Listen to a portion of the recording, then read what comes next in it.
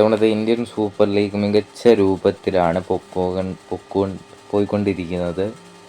അപ്പം നമ്മൾ ഈ വീഡിയോയിൽ നമ്മൾ ഉദ്ദേശിക്കുന്നതെന്ന് വെച്ചാൽ, ഇത്തവണ ഇന്ത്യൻ സൂപ്പർ ലീഗിൽ ഏറ്റവും കൂടുതൽ കിരീട സാധ്യതയുള്ള ടീമും അതുപോലെ തന്നെ റെലഗേറ്റ് ഉണ്ടല്ലോ, അപ്പോൾ റെലഗേറ്റ് ആവാൻ സാധ്യതയുള്ള ടീമാണ്.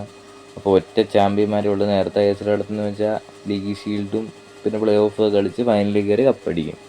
അങ്ങനെയായിരുന്നു. ഇത്തവണ ഒറ്റ ചാമ്പ്യന്മാരേ ഉള്ളൂ.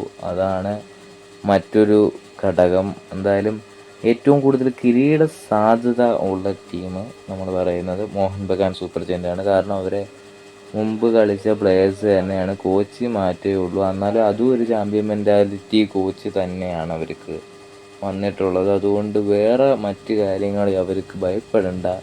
മികച്ച രൂപത്തിൽ തന്നെ അവർ തുടക്കം ഇട്ടിട്ടുണ്ട് ബ്ലാസ്റ്റേഴ്സിൻ്റെ കൂടെ.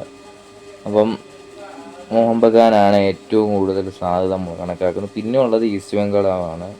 ഈസ്റ്റ് ബംഗാൾ മികച്ച രൂപത്തിൽ തന്നെ തുടങ്ങിയിട്ടുണ്ട്. അതായത് നോർത്ത് ഈസ്റ്റ് യുണൈറ്റഡിനെ മികച്ച അറ്റാക്കൊക്കെ ഉള്ള ടീമിനെ തന്നെ പരാജയപ്പെടുത്തിക്കൊണ്ട് അവർ 3-0 വിജയത്തിൽ അവർ മികച്ചൊരു പ്രതീക്ഷ നൽകുന്നുണ്ട്.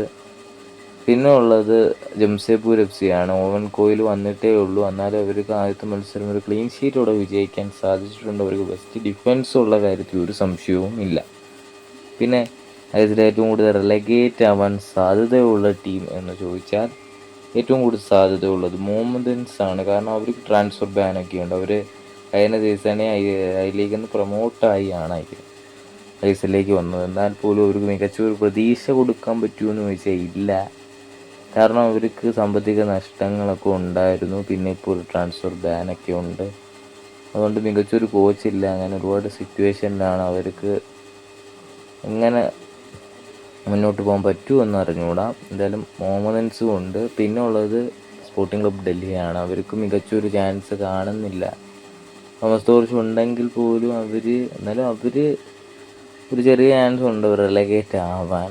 പിന്നെ ഉള്ളത് ഒഡീഷ FC ആണ്. ഒഡീഷ FC വേണോ വേണ്ടയോ എന്നുള്ള രീതിയിലാണ് ISL കളിക്കാൻ വരുന്നത്. എന്തായാലും അവരിപ്പോൾ ഈ ഇടയ്ക്കാണ് തന്നെ പ്ലേസസ് ആരംഭിച്ചത്. എന്തു ആവും എന്ന് നമുക്ക് കണ്ടറിയാം. അതെല്ലാം റെലഗേറ്റ് ആവാൻ ഒരു സാധ്യതയുള്ളൊരു ക്ലബ്ബ് തന്നെയാണ്. അപ്പോൾ ഇതാണ് നമ്മളെ അഭിപ്രായം. നിങ്ങൾക്ക് ഓരോ അഭിപ്രായം കാണും. അപ്പം അതുകൊണ്ട് ചാമ്പ്യന്മാരാവാൻ സാധ്യതയുള്ള മോഹൻ ബഗാനും റെലഗേറ്റ് ആവാൻ ഏറ്റവും കൂടുതൽ സാധ്യതയുള്ളത് മോഹമ്മദൻസും ആയിരിക്കും.